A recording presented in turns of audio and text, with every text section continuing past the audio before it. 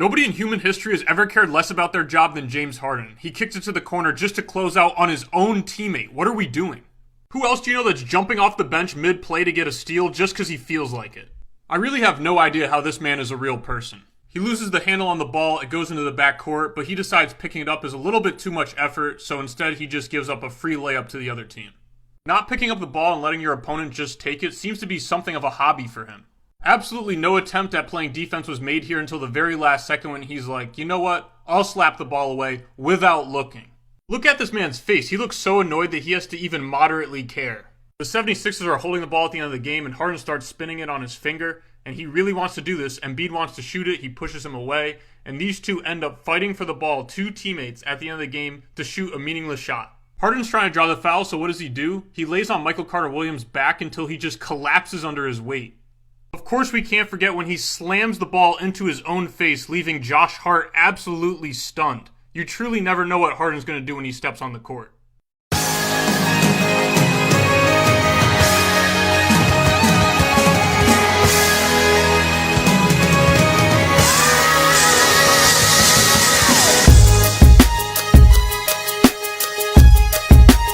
Don't ever underestimate the heart of a champion.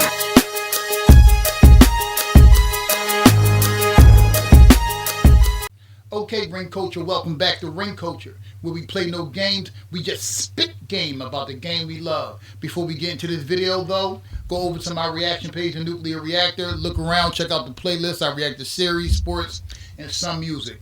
But back over here at Ring Culture, make sure y'all like and comment down below. That's how y'all push me into the algorithm, and then I'll go get them when my content hit them and fit them and sit with them. Subscribe and hit the bell notification so y'all can be notified for every time I upload. And I upload a lot, share my videos, hype my channel. This is the third video I produced about James Harden in as many days, because he is the slow-moving train wreck that we cannot look away from. So, as we know, the Cavs traded for Harden, and y'all saw that I thought that the Cavs lost this trade. I did not understand why a GM would even want James Harden on their team, because you're not going to win a championship with James Harden. You might make the playoffs, because I believe James Harden is a great regular season performer. So in the regular season, just like every regular season James Harden is in, the media is going to start saying this is not your same Cavs team. Or, you know, they've been doing it with the Clippers, even though we watched James Harden melt down multiple times. So I want y'all to listen to what the Odd Couple had to say, specifically Kevin Washington of the Odd Couples. And after he finished his remarks about James Harden, I'll come back and let y'all know what I think. Yo, check this out. Well, you're not winning anything with James Harden, right? No. So what would be the purpose on holding on to him? You're not winning anything. You're barely lucky if you make the playoffs. It doesn't make sense. The Clippers did the right thing. As soon as he said he don't want to be there, we'll help you. That's a good – and by the way, James Harden in name is a bigger person than Darius Garland. But Darius Garland is a heck of a player. He's been an all-star. He's much younger. He's still a capable scorer. That's a good get for them. And that wasn't really working. Garland and Donovan Mitchell wasn't working the way they had hoped over there in Cleveland. Almost too redundant at times. Too ball-dominant guys who can score. And so that's a good get for the Clippers now, to get a little younger, to get a little bit more energy, get a little bit more effort on both ends of the ball.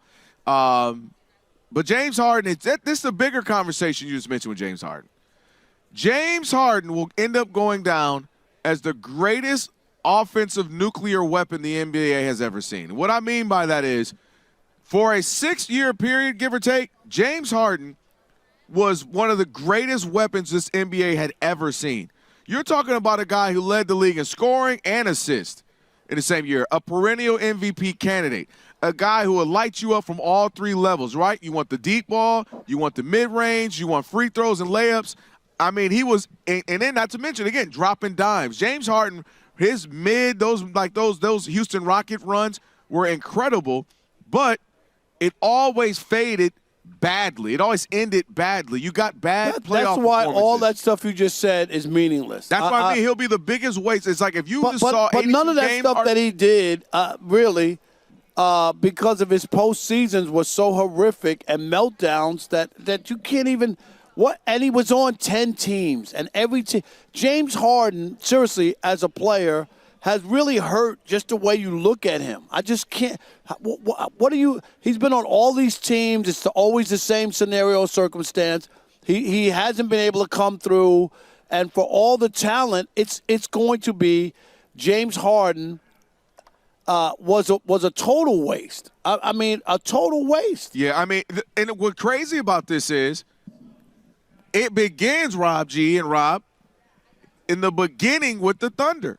They get to the finals, that young team, he's Sixth Man of the Year, and he plays terribly in the finals. Remember that? He was terrible. Leading up to that, I was like, this James Harden is unbelievable. You remember that? Dude coming off the bench? I was like, oh, my God, who is this guy? And then he turned into stinker during like Sam Darnold's going to do in the Super Bowl, but he turned into stinker in the NBA Finals. Dude, they get let's go back. So let's go from the beginning, what I just mentioned there, and you say to yourself, all right, when he was young, right here in the finals, the stage is too big. You can understand that. Then let's go to the most recent. Let's do the other end of the sandwich. Last season, Harden had 7 points in a 2 of 8 shooting performance and a decisive Game 7 versus the Nuggets. You beat the Nuggets. Remember, the Clippers were so they've become a great story. They were playing well. They had some great players. He had kind of redeemed himself a little bit, starting to really pick up his performance. And he goes 7 points. You only took 8 shots in a Game 7 versus the Nuggets, and who you are and what you meant to that team. And you can go on and on. 2017 Game 6, 10 points. This is peak Harden against the Spurs when he were with the Rockets. Remember they would play a horrible game, that one. Game 7. What was that? He was on that team that missed 27 straight threes. Exactly. So just think about what I just said to you. At some point you go, you know what? This just ain't working, Monty. This just ain't working tonight. Yep, every single word. A little bit later in that discussion, the other hosts, they have another host on it. I think he's like the research guy or whatever. He speaks a lot in the show, so this is the part that y'all didn't hear. I encourage y'all to go listen to the whole segment. It was rich. But a little bit later on, he gave a little bit of a pushback saying that James Harden is the player that exerted his power over teams more than any other player. And that may be true. I'm not saying it's true or not, but the point that the rebuttal that Rob Parker and Kevin Washington had was something I said to y'all in the last video. They said, well, those other guys that forced their way out or exerted their power on teams actually won championships. And that's the point I was making before, that when James Harden went to form a super team with the New Jersey Nets, he didn't win anything. He doesn't win. James Harden forces his way out of organizations, go to other organizations, and he doesn't win anything. And when he leaves there, he leaves a legacy of choking, underperforming, and big moments. So James Harden is not the type of player that you will want on your team. I firmly believe that James Harden is not going to be happy with the Cavs either by the end of this season, in the playoffs, by the end of the season, if not the end of the season, in the playoffs this year, they make it, or by the middle of next season. And I fully believe that he's going to start trying to force his way out of Cleveland. Even if he doesn't formally request a trade, he is going to make it known that he does not want to be there. The problem I have with this is, why do owners want him to be anywhere? James Harden is not going to win a championship. What the Cavaliers basically did was gave James Harden an allowance, a Christmas gift. They're just giving him money for nothing. Nothing. The whole point is to win rings. James Harden was a superstar on offense. I think he was the first player to ever have a 60-point triple-double. He had a season where he had 9 50-point games in the season.